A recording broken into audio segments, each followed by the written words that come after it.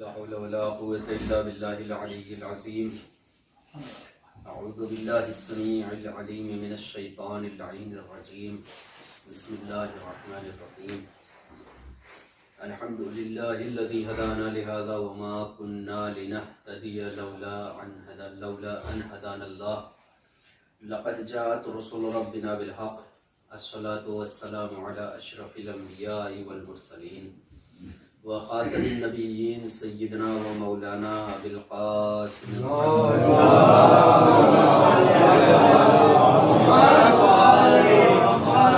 وعلى أهل بيته الطيبين الطاهرين المعصومين المظلومين، لا سيما بقية الله الأعظم أرواحنا وأرواح العالمين لك الفداء. رب اشرح لي صدري ويسر لي أمري واحلل عقدة من لساني يفقهوا قولي. ولعن الله على أعدائهم ومنكر فضائلهم وغاصب حقوقهم أجمعين من الآن إلى قيام يوم الدين.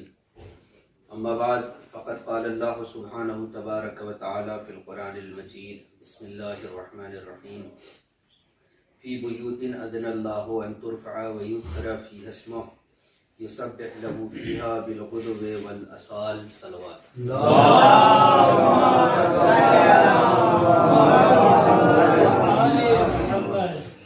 عزیزان گرامی، آج سے ایام عزائے شہزادی کونین کی ابتدا ہے، اور آج جو میں نے آیت انتخاب کی ہے، اس آیت کے ضمن میں چند باتیں آپ حضرات کو گوش گزار کر کے مجلس کو انشاءاللہ منزل مقصود تک پہنچانا چاہوں گا. لیکن اس سے قبل یہ ایک بات، ابھی جو مجلس پڑھ کے آ رہا ہوں مسلم بھائی کے وہاں بھی یہ بات کہی، یہاں بھی یہ کہہ دے رہا ہوں کہ چونکہ یہ ایام 20 دن چلنے ہیں، اور اس کے علاوہ جو ایام عزائے مولا حسین کا دور چلتا ہے وہ 2 مہینے 8 دن کا دور ہوتا ہے.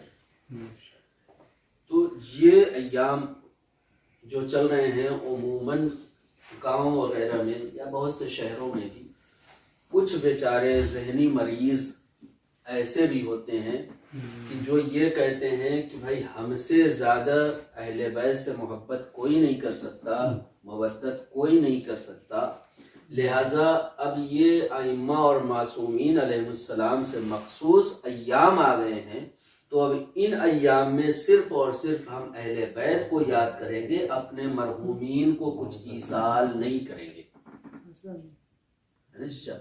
اس طرح کے ذہن والے آج کل لوگوں کو گمراہ کرنے کے لیے جگہ جگہ موجود ہیں. لہٰذا مجھے یہ بات اب کہنی ہوگی کہ ہم نے ایصال ثواب کا معنی اور مفہوم سمجھا ہی نہیں. ہم نے نہیں سمجھا ایصال ثواب کیا ہے. ہمیں اگر کسی کو کہا جائے کہ ایک فاتحہ پڑھ دیجئے تو سورہ فاتحہ کیا ہے، قرآن ہے یا نہیں ہے؟ سورہ اخلاص 3 بار پڑھنی ہے، سورہ قل هو اللہ پڑھنی ہے، تو وہ کیا ہے، قرآن ہے یا نہیں ہے؟ صلوات اول و آخر میں پڑھنی ہے، اہل بیت پہ درود و سلام ہے یا نہیں ہے، یہ بھی قرآن کے مطابق ہے یا نہیں ہے؟ تو اگر ہم ان بابرکت ایام میں اگر قرآن کی تلاوت نہ کریں، اہل بیت کا نام نہ لیں، تو اور کیا کریں؟ ہے نا. اور یاد رکھیں شریعت کا یہ قانون ہے کہ وہ قوم تباہ و برباد ہو جاتی ہے جو اپنے بزرگوں کو بھول جاتی ہے نا. مجلسوں میں جب آئیں، کسی بھی اعضاء کے فرش پہ آئیں یا فرش مسرت پر آئیں، تو جس طریقے سے ہم خانہ کعبہ میں جب پہنچتے ہیں یا عراق و ایران کے روضوں پہ جب پہنچتے ہیں تو یہ نیت کرتے ہیں نا کہ آج میں زیارت کرتا ہوں اپنے والد کی جانب سے، اپنے دادا کی جانب سے، اپنے دادی کی جانب سے. وہی خیال اور نیت لے کر فرش عزا پہ آؤ. آج میں فرش عزا پہ جا رہا ہوں اپنے دادا کے لیے، اپنی دادی کے لیے، اپنی ماں کے لیے، اپنے والد کے لیے.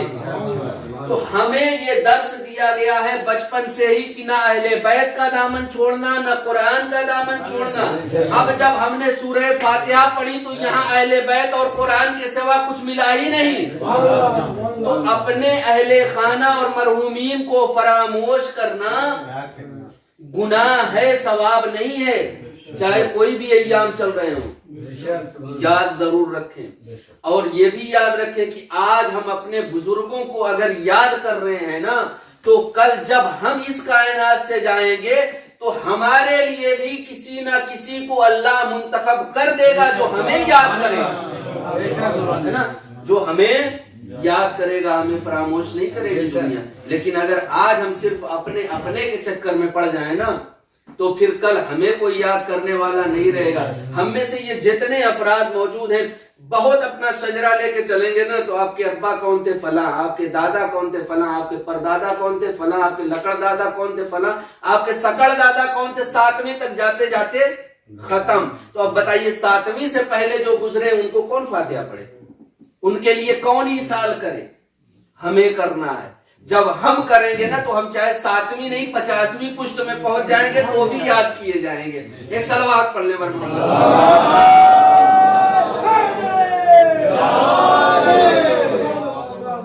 دیکھیں یہ ایک الگ سے بات تھی، تو ضروری تھی جو عرض کرنی وہ میں نے کر دی. اب آئیے آیت کی جانب. سورہ نور کی 36ویں آیت ہے. فی بیوت اذن اللہ ان ترفع ویذکر فیہا اسمہ یسبح لہ فیہا بالغدو والآصال.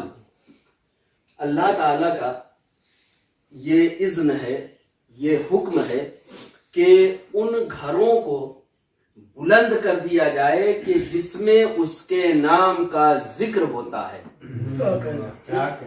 اور ان گھروں میں جن میں اس کے نام کا ذکر ہوتا ہے وہ صبح و مساء ہوتا ہے، لیل و نہار ہوتا ہے. لہٰذا ان گھروں کو بلند کر دیا جائے. یسبح، اور جس میں تسبیح ہوتی ہو. تو تسبیح جو ہوتی ہے وہ حمد باری تعالی ہوتی ہے، ذکر الہی ہوتا ہے تسبیح. اور یہ آیت میں نے انتخاب اس لیے کی نا کہ آج کچھ نہ کچھ تھوڑا بہت تسبیح ہے فاطمہ زہرا سلام اللہ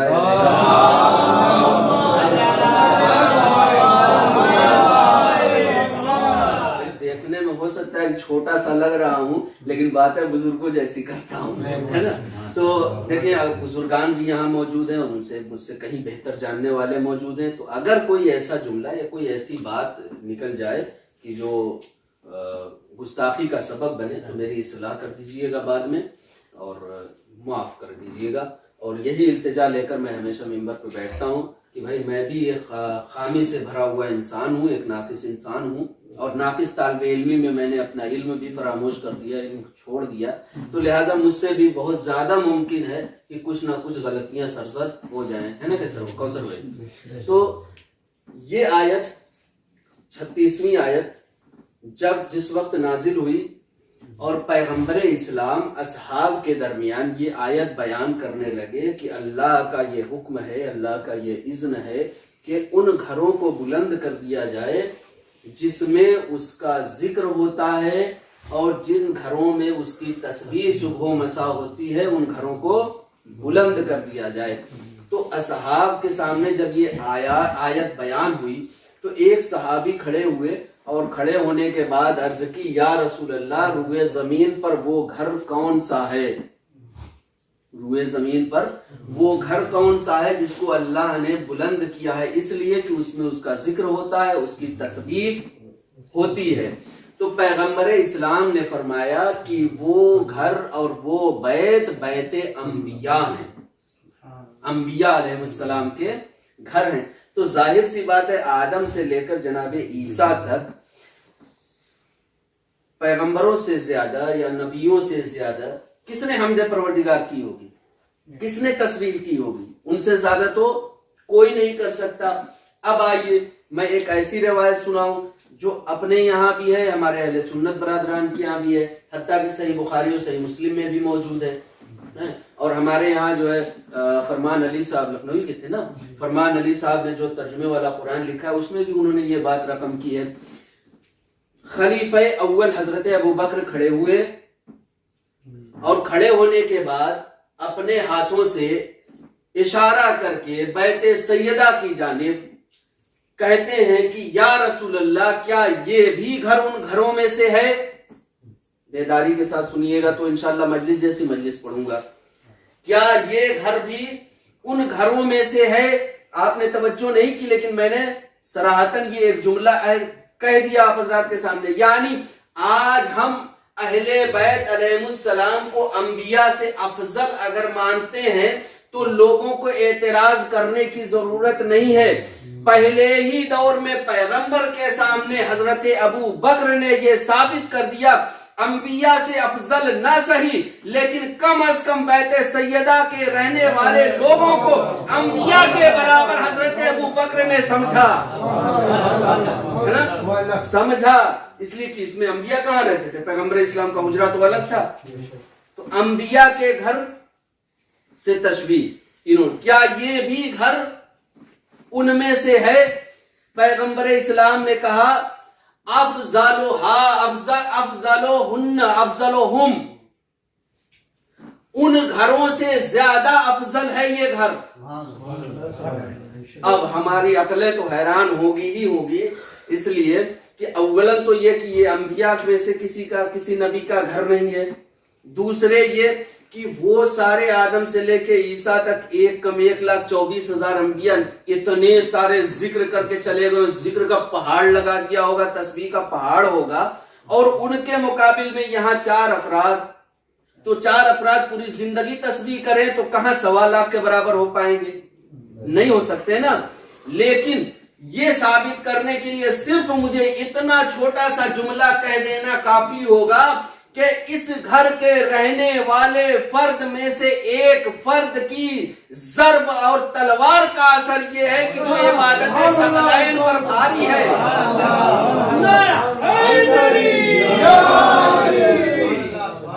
एक ज़र्ब, एक वार इबादतें सकलैन पे भारी। सकलैन क्या है? जमाने। क्या इसी जमाने में नहीं थे आदम? क्या इसी जमाने में नूह नहीं थे, इदरीस नहीं थे, इलियास नहीं थे, खिज़र नहीं थे? सब तो इसी जमाने में थे ना। तो इन सब की इबादतों पे बरतरी हासिल है किसको? बैते शहजादी कौनैन को। उनसे बेहतर, उनसे अफजल ये घर है। एक वजह और मैं अपने जहन से, कौसर भाई, एक वजह और हो सकती है कि बैते अंबिया से अफजल पैगंबर इस्लाम ने इस घर को क्यों कहा। शायद उसकी वजह ये हो, शायद इसलिए लगा रहा हूं कि मैं अपनी जानिब से कह रहा हूं, शायद पैगंबर इस्लाम ने इसलिए इसे बेहतर कहा हो कि अंबिया के घर में बहके हुए लोग भी होते थे, गुमराह लोग भी होते थे, कभी बेटे की शक्ल में, कभी ज़ौजा की शक्ल में। लेकिन यहां जो भी हैं सब के सब जन्नत के सरदार हैं। मुझे तो ऐसा लग रहा है कि मैं जिस एतबार से मजलिस पढ़ रहा हूं ना, आप लोग उतने ही खस्तगी के साथ सुन रहे हैं, या तो फिर उतनी तवज्जो में आप मरकूज हैं और उतना डूबे हुए हैं कि आप मुझे उतनी हौसला अफजाई से दाद नहीं दे पा रहे हैं। एक सलवात पढ़ लेते।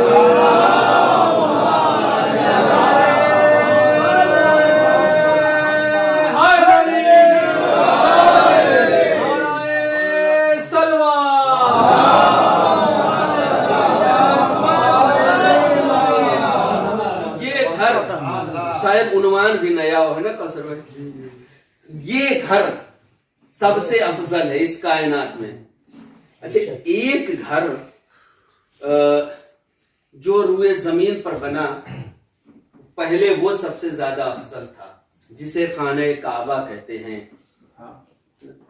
अच्छा, आज मैं जो है मुतालिया कर रहा था तो एक कबीले का नाम जो है देखिए जहन से निकल जाता है। अभी वहां मीसम भाई को वहां भी पढ़ रहा था तो वहां भी जहन में नहीं आया और अभी भी नहीं आ रहा। एक कबीला, बहरहाल कोई भी घर बने तो उसके अड़ोस पड़ोस में कोई ना कोई तो पहले आके बसेगा ही बसेगा।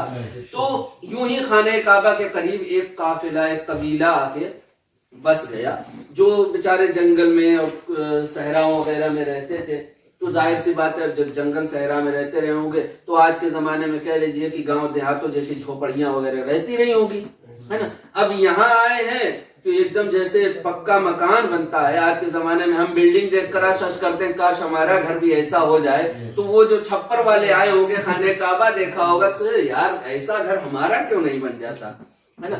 تو لہٰذا جب وہ آئے تو انہوں نے اپنا گھر جو تعمیر کیا, سب نے اپنے اپنے گھر جو تعمیر کیے وہ ہو بہو خانہ کعبہ کی شبیہ کے تعمیر کیے ہے نا. شبیہ ہے خانہ کعبہ ہو بہو. تو اب جو افراد جانتے تھے اور جو لوگ جانتے تھے کہ اس میں سے وہ بیت کون ہے کہ جہاں ذکر الہی ہوتا ہے اور وہ روئے زمین پر سب سے بلند ہے, خانہ کعبہ کون سا ہے, تو وہ تو بیچارے جو بھی اس زمانے میں طواف وغیرہ جس اعتبار سے بھی عبادت رہی ہو وہ اپنا کرتے تھے. لیکن جو نئے آتے تھے ان کے لیے پریشانی اور مشکل تھی, تو پوچھنا پڑتا تھا کہ بھائی بیت اللہ کون سا ہے نا. تو ہر دور میں میرے جیسے شریف لوگ تو موجود ہوتے ہی ہیں. اب آیا ایک قافلہ, لوگوں نے پوچھ دیا بھائی بیت اللہ کون سا ہے, تو ان میں سے جو ہے اس نے بتا دیا ایک صاحب کا گھر. اب پورے قبیلے کے لوگوں نے جو ہے اس گھر کا طواف کر لیا. بعد میں پتا چلا کہ ارے یار یہ تو ہم بیت اللہ کو چھوڑ کر بیت الرجال کی ہم جو ہے طواف کر چکے ہیں. تو اب ظاہر سی بات ہے کہ عبادت کا معاملہ تھا. اب اس نے جو شریر تھا اس نے سمجھا نہ سمجھا, لیکن انہوں نے دل پہ لے لیا کہ بھائی ہم سے جو ہے یہ غلطی سرزد ہو گئی ہے. لہذا وقت وہ دور تھا حضرت اسماعیل علیہ السلام کا. اب جب حضرت اسماعیل علیہ السلام کے پاس پہنچے, ہم سے یہ غلطی سرزد ہو گئی. کہا کیا ہوا؟ کہا کہ ہم آئے تھے بیت اللہ کا طواف کرنے کے لیے اور ہمیں جو ہے ایک آدمی کے گھر کا طواف کرا دیا گیا. آپ ایسا کیوں نہیں کرتے, آپ اللہ کے نبی ہیں تو ایسا کیوں نہیں کرتے کہ کوئی ایسی نشانی خانہ کعبہ پہ بنا دیں کہ جس سے یہ پتا چلے کہ بیت اللہ یہی ہے. جب یہ سنا حضرت اسماعیل علیہ السلام نے تو فوراً گھر میں داخل ہوئے اور اپنی مادر گرامی جناب ہاجرہ کا دوپٹہ, مکنا, چادر لی اور لا کر خانہ کعبہ پہ معلق کر دی, ٹانگ دی. اچھا رنگ بھی دیکھیے, اتفاق یہ کہ رنگ اس وقت کالا ہی تھا اس چادر کا. تو جب نبی نے جس حلیے کے ساتھ جو نشانی چھوڑی تھی اس کا رنگ بھی تبدیل کرنے کا حق امت کو نہیں دیا,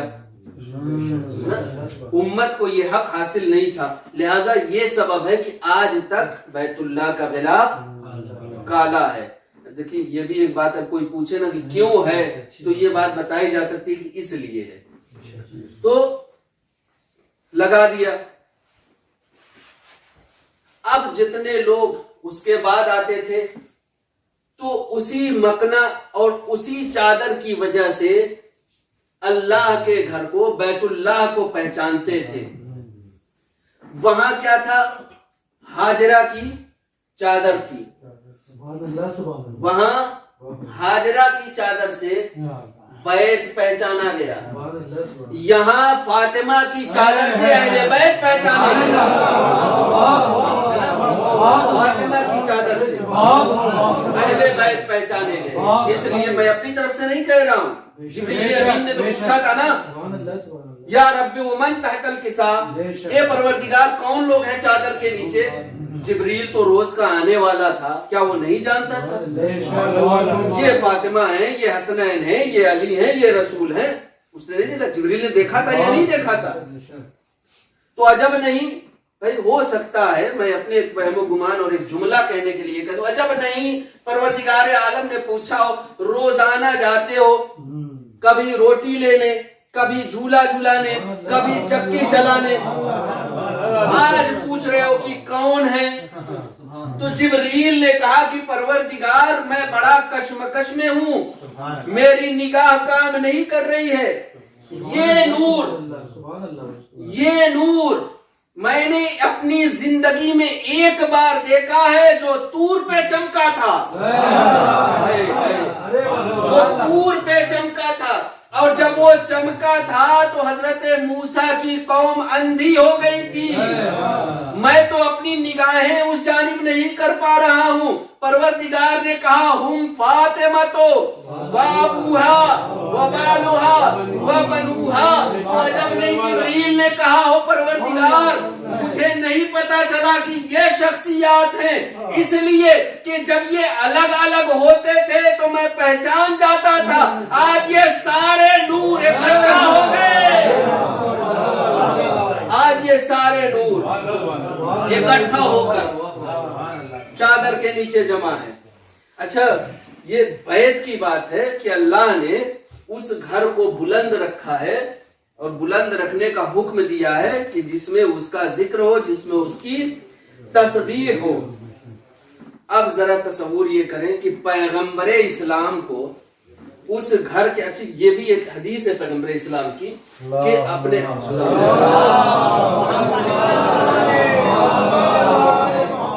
حدیثوں کی روشنی میں اگر بات واضح ہو نا تو اور اچھی بات ہے، اس میں آیات سہارا دے دیں تو اور اچھی بات ہے۔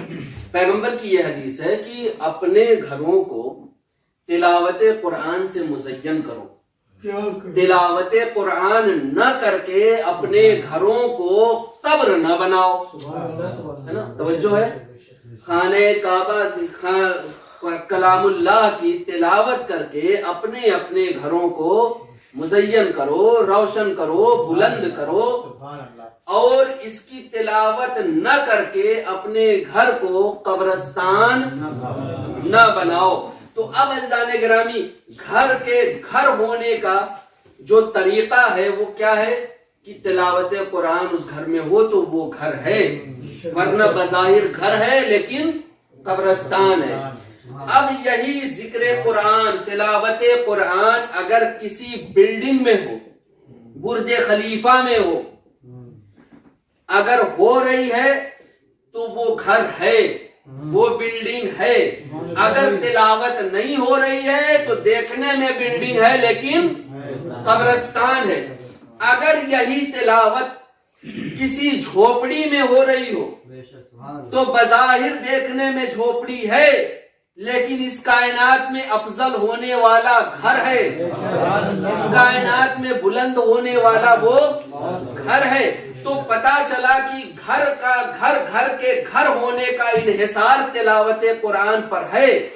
اگر تلاوت قرآن ہو رہی ہو تو ایک جھوپڑی بھی گھر ہے، اگر تلاوت قرآن نہ ہو تو بلڈنگ بھی قبرستان ہے۔ یا جملہ یوں بدل دوں کہ اگر تلاوت قرآن نہ ہو تو بڑا سا مال ہی کیوں نہ ہو جس میں ہزاروں لوگ چلتے پھرتے ہی کیوں نہ ہو، وہ قبرستان ہے۔ لیکن اگر قرآن کی تلاوت ہو رہی ہو اور ایک چادر بھی تن جائے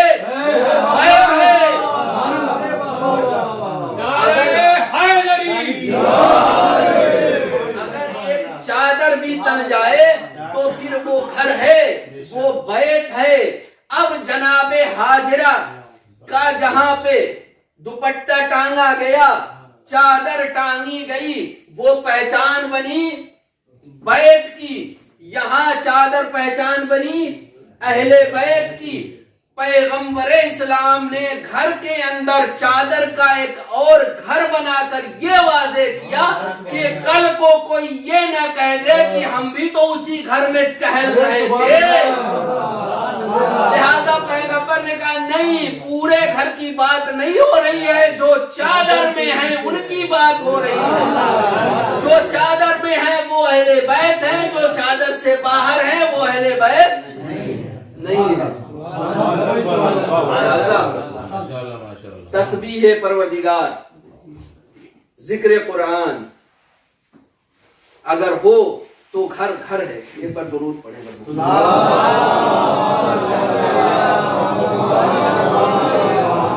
15 منٹ میں انشاءاللہ مسائل وغیرہ سب۔ تسبیح فاطمہ زہرا سلام اللہ علیہا سب سے پہلے کب رائج ہوئی؟ سب سے پہلے کب؟ واقعہ آپ کا ممکن ہے سنا ہوگا، بزرگان ہیں مجھ سے بہتر جانتے ہیں۔ جس وقت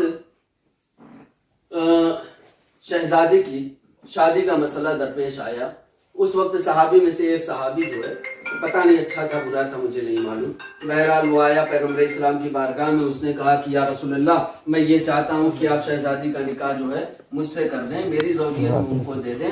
اور یہ بڑا آدمی تھا، بڑا دھن دولت والا آدمی تھا، جسے آج کے زمانے میں کہا جائے کہ کروڑ پتی ارب پتی جو بھی ہو، تو اس دور کا وہ اپنے عرب میں سب سے بڑا آدمی وہ مانا جاتا تھا دولت کے لحاظ سے. تو اس نے یہ بھی کہا ساتھ ساتھ کہ آپ مجھے اب میں دے دیجئے، میرے گھر سے لے کر آپ کے گھر تک کی جتنا بھی فاصلہ ہے، جتنی دوری ہے، میں اپنے گھر سے زیورات سے لدے ہوئے اونٹ کھڑے کروں گا اور وہاں یہاں تک آپ کے دروازے تک سارے اونٹ کھڑے کر دوں گا اور ہر ایک پہ زیورات لدے ہوں گے. ان کی مالکہ آپ کی بیٹی فاطمہ ہوگی.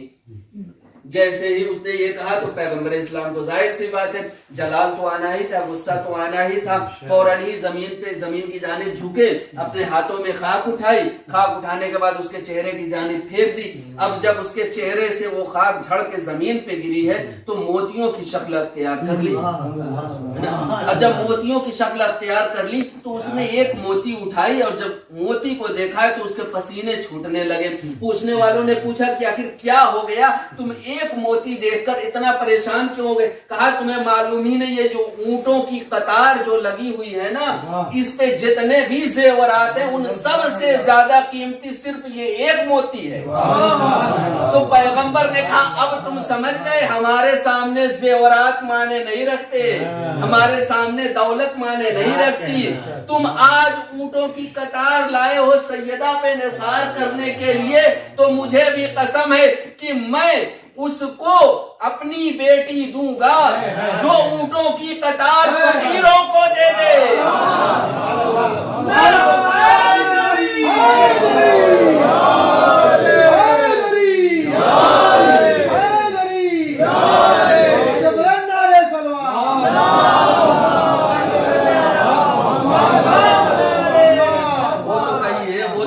چھوڑ دی قمبر نے اونٹوں کی مہار، ورنہ کہہ دیتے علی لے جائیے قمبر سمیت.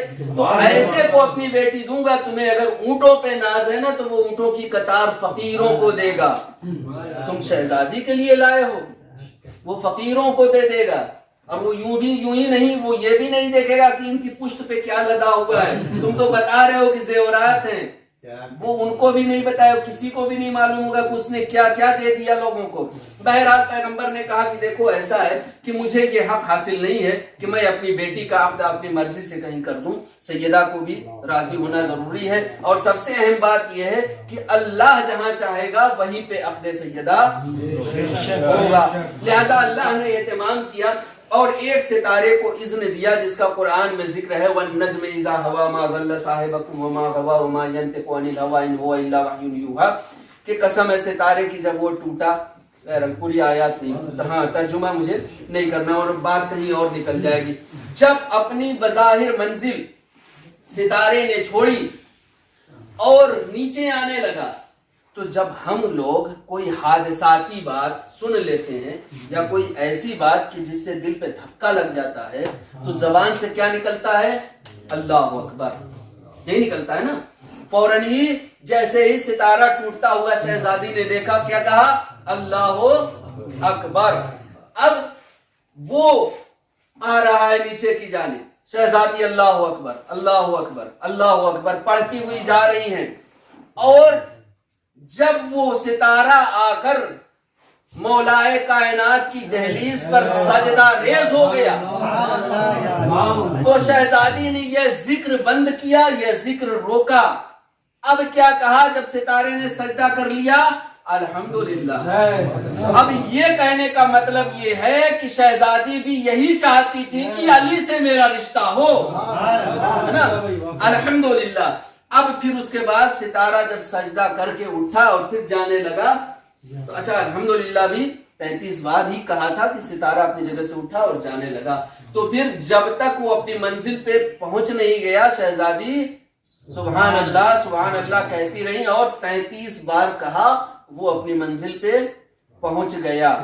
اب اس ضمن میں آپ حضرات نے یہ ایک توجہ نہیں کی کہ ستارہ جو ہے وہ زمین سے چھوٹا نہیں ہے. ستارہ جو ہے وہ زمین سے چھوٹا نہیں ہے، وہ زمین سے کہیں زیادہ بڑا ہے. اگر ایک ستارہ زمین پہ آ جائے نا تو زمین ختم، لوگ ختم ہو جائیں. تو پھر یہ کیسے ہو سکتا ہے کہ جو ستارہ پوری دنیا میں نہیں سما سکتا وہ ایک دروازے پر کیسے آیا، وہ بھی گلی کوچوں سے ہوتا ہوا. लोगों को चिढ़ाता हुआ, अपनी जबान में लोगों को चिढ़ाता हुआ। देखिए दो ही तो मकामात ऐसे हैं कि जहां असहाब परेशान हुए हैं, एक अक़दे फातिमा के लिए परेशान हुए हैं, एक अलम के लिए, है ना, एक अलम के लिए खैबर में परेशान हुए।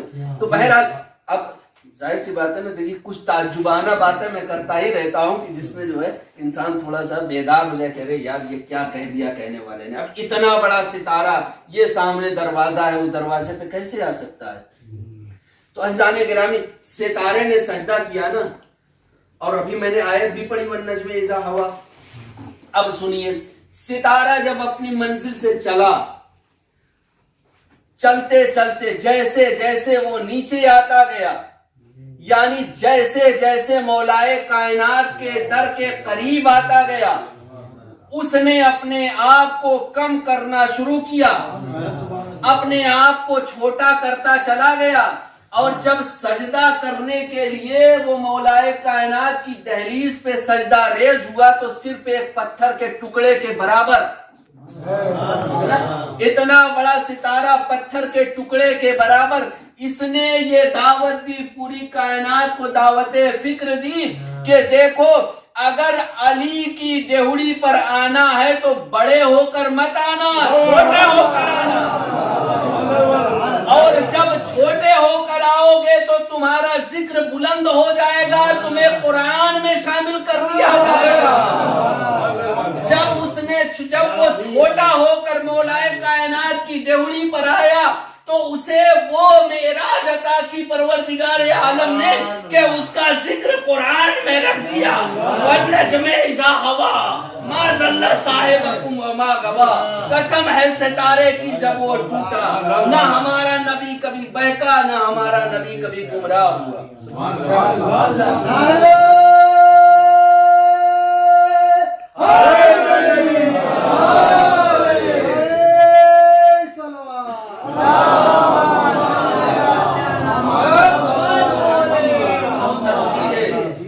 तस्बीह शहजादी कौन है? ये पहली वजह। दूसरी वजह मुख्तसर, जब आप हज़रात देखें कि घर में तो काम औरतें बेचारी करती ही हैं, और घर की जरूरियात पूरी करने के लिए मर्द बाहर काम करते हैं।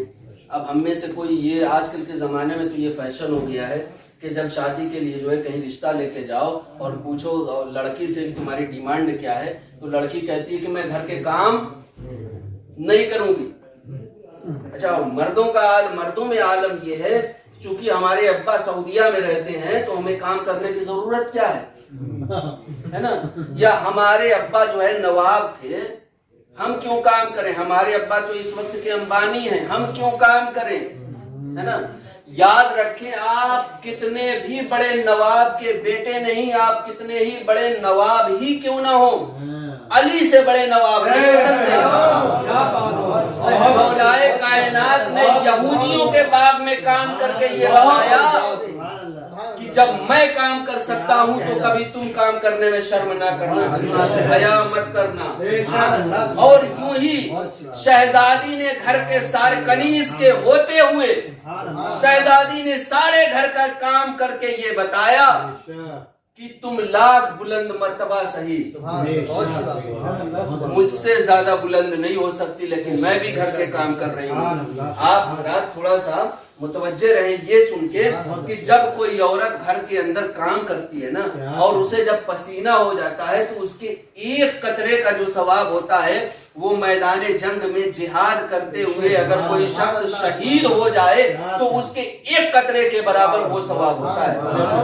ये औरतों को बताने की जरूरत है। आजकल के मुआशरे में दीन से बहुत दूर लोग अब जाने लगे हैं। बहरहाल शहजादी घर के काम करते करते बहुत थक जाती थी, तो मौलाए कायनात ने यह मशवरा दिया। एक दिन जो है कुछ लोग आए थे, कुछ असीर लाए गए थे शहर में, तो मौलाए कायनात ने शहजादी को यह मशवरा दिया कि आप जो है अपने वालिद गिरामी के पास चली जाएं और उनसे कहें कि एक कनीज मेरे हवाले कर दे, घर के अंदर बहुत सारे काम होते हैं जो मैं अकेले संभाल नहीं पाती हूँ। लिहाजा शहजादी ने मकना लिया और लेने के बाद जो है पहुंच गई। جب پہنچی بارگاہ رسالت میں تو بہت سارے اصحاب گھیر کے بیٹھے ہوئے تھے، سوال و جواب کا سلسلہ ہو رہا تھا، لہٰذا شہزادی وہاں نہیں رکی اور چلی آئیں۔ اب جب سوال و جواب کا سلسلہ ختم ہوا، اصحاب سارے چلے گئے، تو شہزادی کی آمد کا تصور ذہن میں۔ آپ ذرا سوچیں، جو ہمیشہ خود زیارت کے لیے جاتا ہو شہزادی کی، اگر اس کے پاس وہی چلی آئے، ہے نا، وہی شہزادی چلی آئے، تو اب دل میں بے چینی کتنی ہوگی کہ کیا سبب ہو سکتا ہے کہ آج وہ خود چل کے میرے پاس آئی ہے نا، کیا سبب ہو سکتا ہے کہ آج وہ خود چل کے میرے پاس آئی ہے۔ لہٰذا پہنچے، فوراً ہی سلام جو بھی تھا کر کے، بیٹی آج کچھ کسی کام کے لیے آئی تھی میرے پاس۔ تو شہزادی جو ہے خاموش، کوئی جواب نہیں دے رہی ہیں، وہ غیور ہیں، ٹھیک ہے، وقت کی سب سے بڑی صدیقہ ہے، جو چاہتی بول دیتی، جو چاہتی کہہ دیتی، جس غرض سے گئی تھی وہ بھی بتا دیتی کہ میں اس غرض سے آئی تھی، لیکن خاموش تھی۔ اچھا، اب آپ مجھے یہ بتائیے کہ ہم میں سے بہت سارے ایسے ہیں جن کے پاس بیٹیاں موجود ہیں، اگر بیٹی اپنے باپ سے کچھ مانگتی ہے، کچھ طلب کرتی ہے، تو وہ جائز ہے یا ناجائز ہے؟ جائز ہے نا۔ آپ دین اسلام میں جتنے بھی فرقے ہیں، جتنے بھی تفرقے ہوں، فرقے ہیں، ان سب میں آپ اگر کسی سے بھی یہ جا کے پوچھیں کہ اگر بیٹی اپنے باپ سے کچھ طلب کرے تو وہ جائز ہوگا یا ناجائز ہوگا، تو سب کی زبان پہ یہی ایک جملہ ہوگا کہ بیٹی کا طلب کرنا جائز ہے، ناجائز نہیں ہے۔ اب ذرا سوچیں کہ جو اپنا حق مانگنے کے لیے اپنے باپ کے سامنے زبان نہیں کھول رہی ہے، وہ ناحق کے لیے زبان کھولے گی دربار میں؟ نہیں کھول سکتی نا۔ مولا کائنات نے کہا کہ یا رسول اللہ، میں نے ہی بھیجا تھا انہیں، یہ گھر میں کام کرتے ہوئے تھک جاتی ہیں، آج اسیروں کا قافلہ آیا تو میں نے سوچا کہ آپ کے پاس بھیج دوں، ایک کنیز دے دیجئے جو ان کے ہاتھ بٹائے کام میں گھر کے لیے۔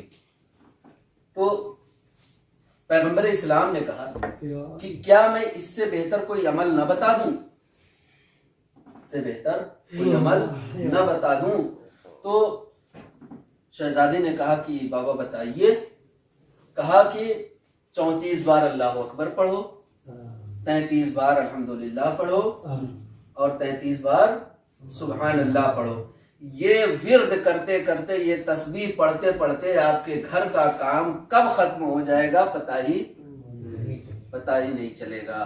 تو یہ نسخہ دیا۔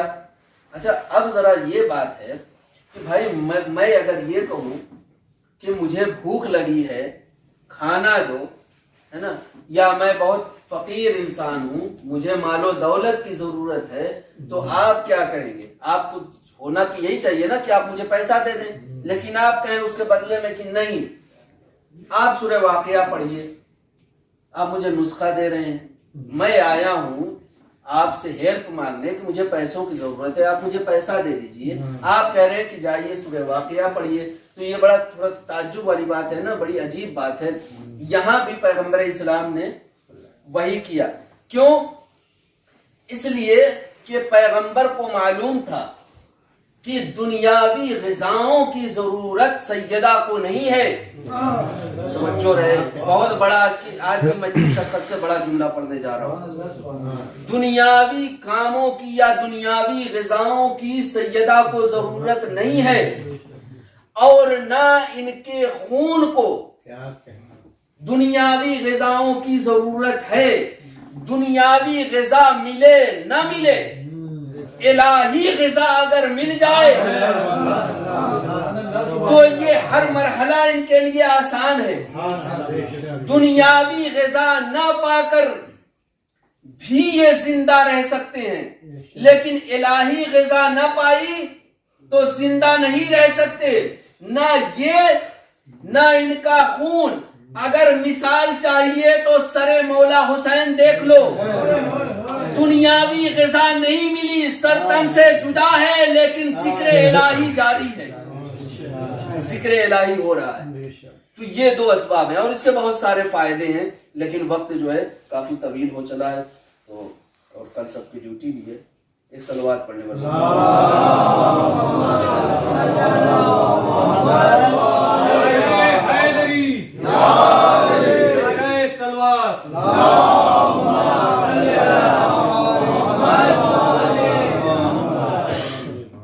جو اپنے حق مانگنے کے لیے اپنے والد کے سامنے زبان نہیں کھولتی، وہ ناحق کے لیے وہ زبان کھولے گی۔ اگر زبان کھولا ہے، دیکھیے یہ جو مرثیہ ہے نا، صبت علیہ مصائب اللہ، صبت علی الایام سرنا لیالیا، یہ کوئی معمولی مرثیہ نہیں ہے۔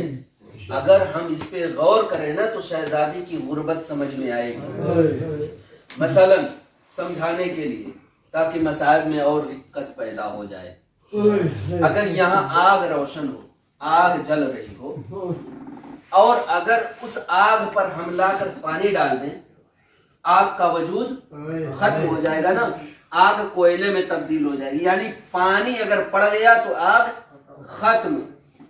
یہ مطلب نکلتا ہے صبت علیہ کا۔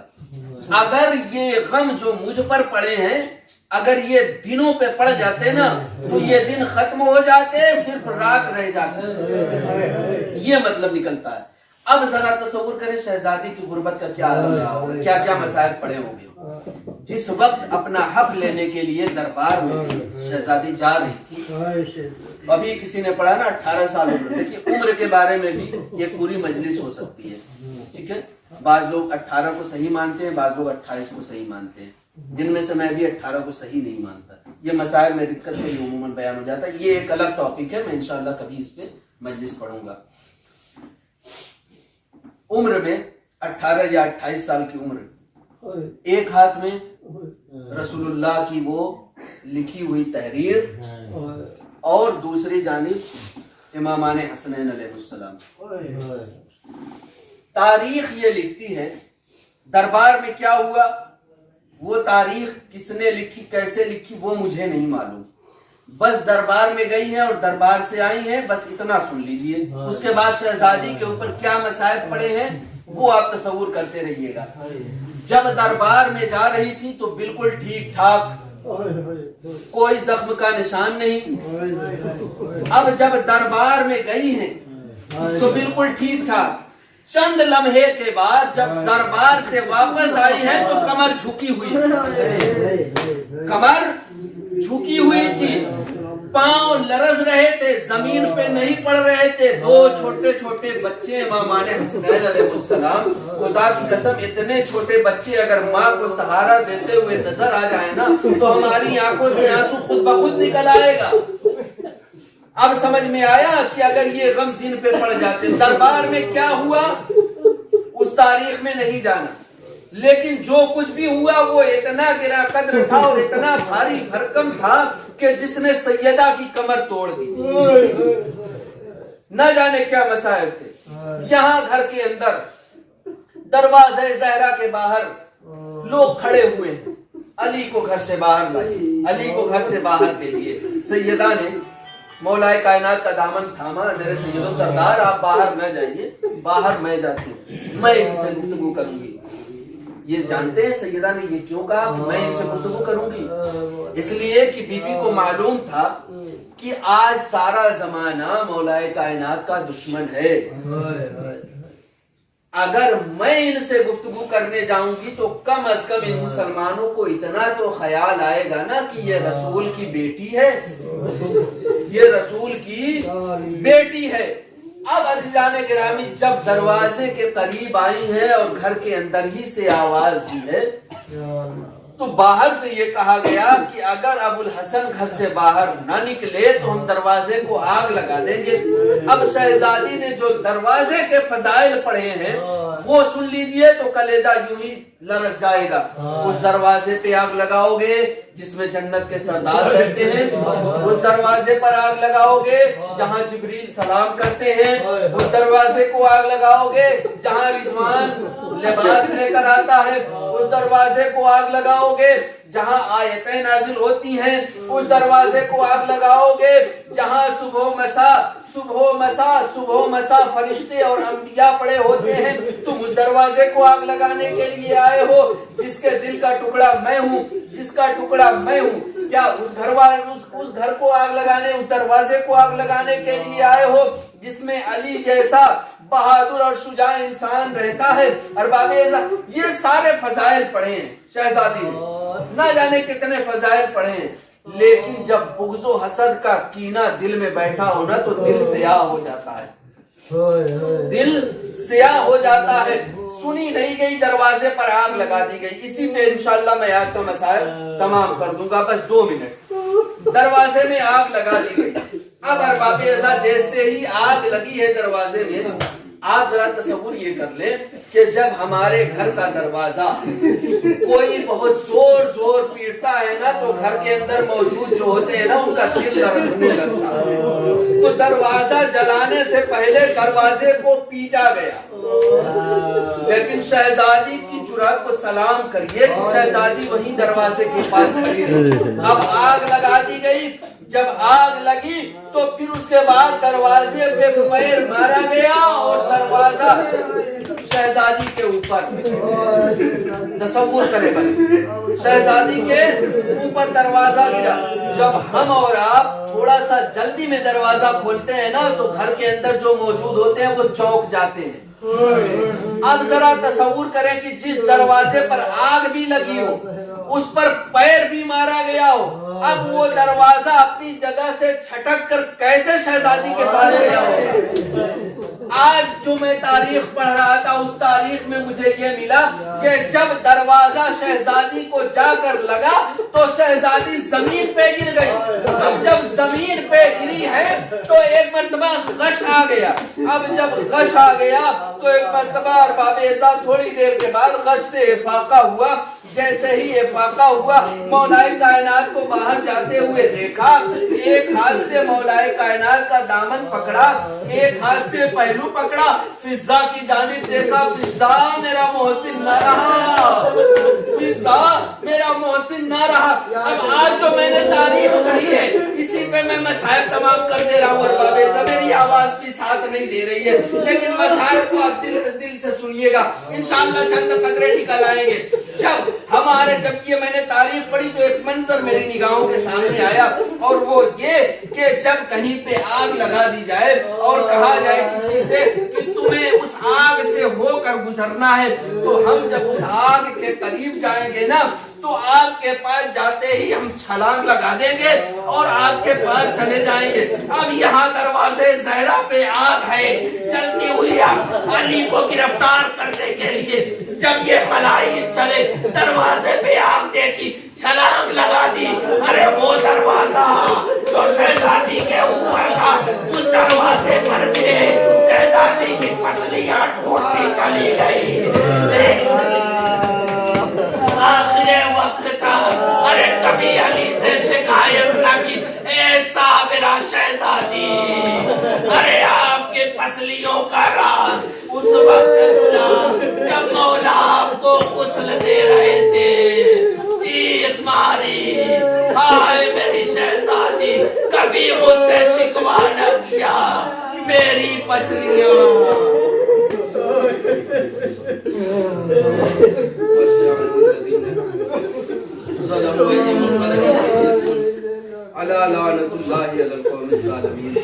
اللهم صل على فاطمة وأبيها وعليها وبنيها وعجل فرجهم ولعن الله على أعدائهم أجمعين ولعن الله على أعدائهم أجمعين ولعن الله على أعدائهم أجمعين. پروردگارا تجھے اس بابرکت مجلس کا واسطہ ہماری ان آنکھوں سے نکلے ہوئے آنسوؤں کو شہزادی کونین کے رومال میں پہنچنے کے قابل بنا, اور ہمارے ان آنسوؤں کو اتنی توفیق عطا فرما کہ زخم سرکار حسین, زخم مولا حسین, اصحاب حسین, انصار حسین اور شہداء اور اسرا کے زخموں کا مرہم بن سکیں۔ پروردگار ہماری اس مختصر سی عبادت کو قبول فرما، اور ہم میں جو بیمار ہیں انہیں شفاء کاملہ واجلہ عنایت فرما، ہم میں جو مقروض ہیں انہیں قرض ادا کرنے کی توفیق عنایت فرما، ہم میں جو بے روزگار ہیں انہیں صاحب روزگار بنا، جو باروزگار ہیں ان کے روزگار میں برکت کثیرہ عنایت فرما، ہم میں جو بے اولاد ہیں انہیں اولاد نرینہ عنایت فرما، ہم میں جو صاحب اولاد ہیں پروردگارہ ان کی اولاد کو نیک اور صالح بننے کی توفیق عنایت فرما۔ پروردگارہ جہاں کہیں بھی محبان آل محمد علیہ السلام ان کی جان مال عزت آبرو کی حفاظت فرما، جتنے بھی محبان آل محمد علیہ السلام زندان میں مقید ہیں ان کی رہائی کے اسباب جلد از جلد مہیا فرما۔ منتقم خون امام حسین علیہ السلام، منتقم خون سیدہ سلام اللہ علیہا، امام زمان عجل اللہ تعالیٰ فرجو شریف کے زور میں تاجیل فرما، اور ہمیں اس قابل بنا، ہمارے اعمال کو اس قابل بنا کہ ہم مولا کے لشکر میں شامل ہو سکیں۔ ربنا تقبل منا انک انت السمیع العلیم۔